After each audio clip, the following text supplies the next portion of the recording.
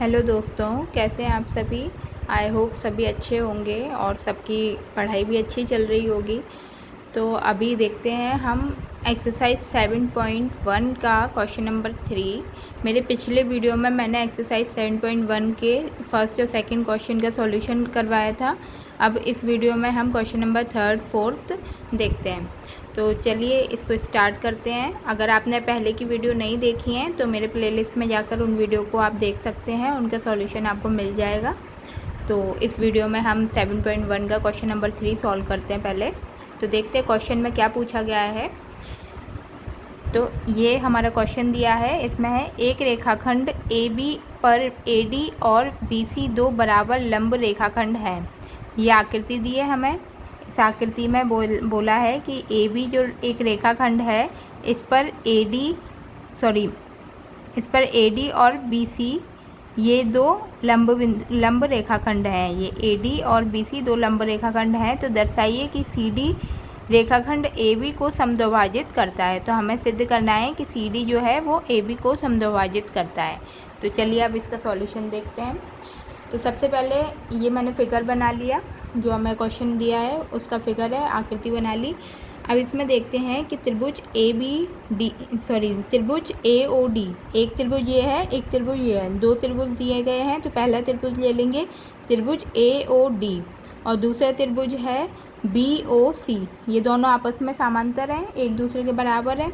तो ए O D त्रिभुज ए O D तथा त्रिभुज बी ओ सी में, ठीक है। अब इस त्रिभुज में क्या है, ए डी बराबर बी सी, यानी कि ये वाली रेखा और ये वाली रेखा आपस में एक दूसरे के बराबर है। ये क्वेश्चन में दिया भी गया है हमें। तो इधर लिख लेंगे ए डी बराबर बी सी के है। ये क्या है, दिया गया है, हमें दिया है, ठीक है। अब इसमें देखिए ये वाला लंब और ये वाला कोण, ये दो कोण आपस में एक दूसरे के बराबर है। ये 90 डिग्री सीधा एक लंब कोण है, लंब रेखा कोण है। तो ये 90 डिग्री और ये भी 90 डिग्री। तो ये भी हमें एंगल ए बराबर कोण बी बराबर 90 डिग्री, ठीक है। अब देखिए कि अगर ये दोनों कोण आपस में बराबर है और ये कोण भी आपस में बराबर हो रहे हैं, ये क्या शीर्षाभिमुख कोण शो कर रहे हैं, ये शीर्षाभिमुख कोण है। तो इसमें क्या होगा कि कोण ए ओ डी और कोण बी ओ सी आपस में क्या है, शीर्षाभिमुख कोण। तो इसको भी हम लिख लेंगे इधर, कोण ए ओ डी बराबर कोण बी ओ सी। क्यों? क्योंकि ये शीर्षाभिमुख कोण है।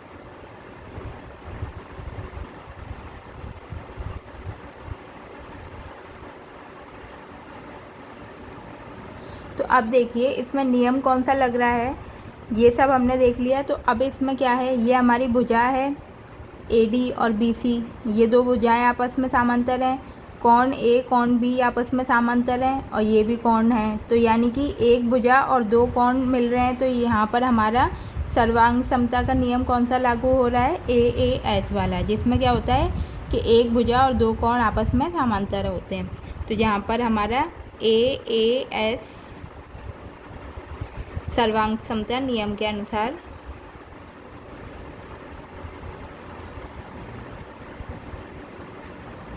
नियम द्वारा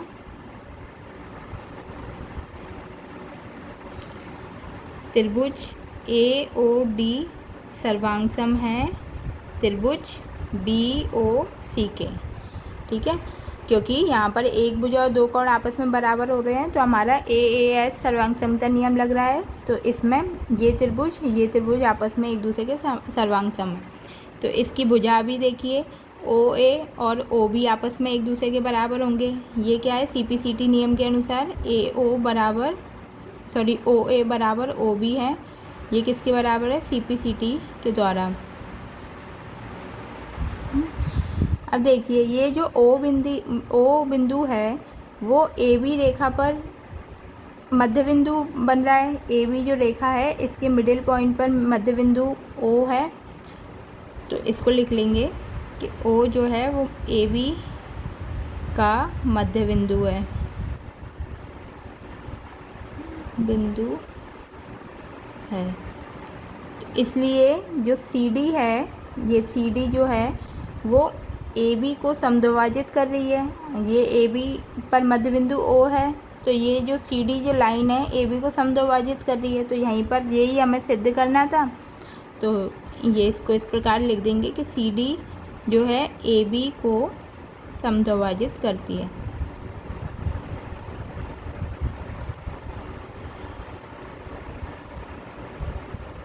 है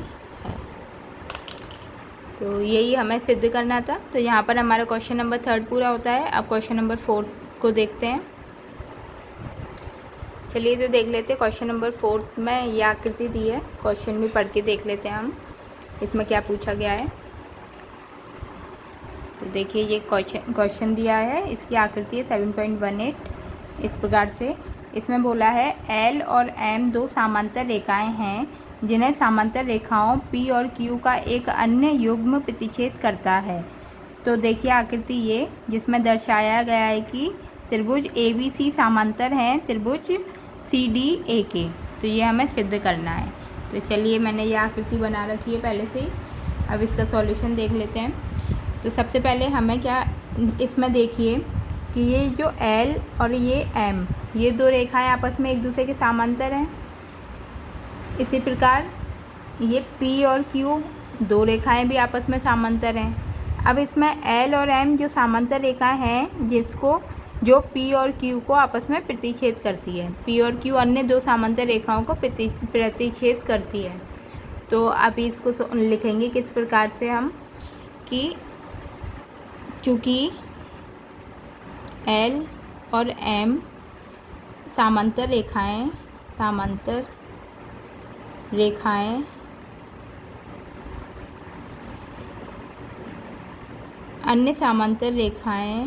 अन्य समांतर रेखाएं P और Q को प्रतिच्छेद करती है। ठीक है, ये L और M P और Q को आपस में प्रतिच्छेद करती है। तो यहाँ पर हमारा चतुर्भुज देखने को तो इस प्रकार सबसे पहले ये देख लेंगे। जब ये समांतर रेखा है तो यहाँ पर एक चतुर्भुज बन रहा है ABCD, जिसकी भुजाएं AB जो है वो CD के बराबर है। तो इसको इस प्रकार से लिख लेंगे कि AB जो है वो भी समांतर है CD के, तथा जब AB CD के समांतर है तो ये वाली भुजाएं भी आपस में एक दूसरे के समांतर होंगी, यानी कि AD समांतर है BC के। ठीक है, अब जब ये भुजाएं समांतर हैं तो ये चतुर्भुज क्या है, एक समांतर चतुर्भुज बन रहा है ABCD। तो इसको भी लिख लेंगे कि इसलिए ABCD एक समांतर चतुर्भुज है।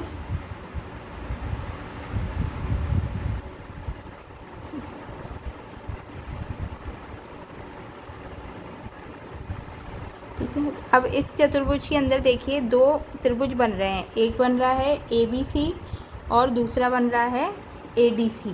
ठीक है, अब इस चतुर्भुज में ये दो त्रिभुज बन रहे हैं तो इनको भी लिख लेंगे कि त्रिभुज ABC तथा त्रिभुज CDA में। इसमें देखिए जब ये चतुर्भुज है इसमें दो समांतर त्रिभुज बन रहे हैं। अब इन त्रिभुजों की भुजाएं भी देखिए AB बराबर CD होगी। दो समांतर चतुर्भुज है तो उसकी ये दो भुजाएं भी आपस में समांतर हैं। तो भुजा AB बराबर है CD के। क्यों? क्योंकि इधर लिख देंगे समांतर चतुर्भुज की सम्मुख भुजाएं बराबर होती हैं।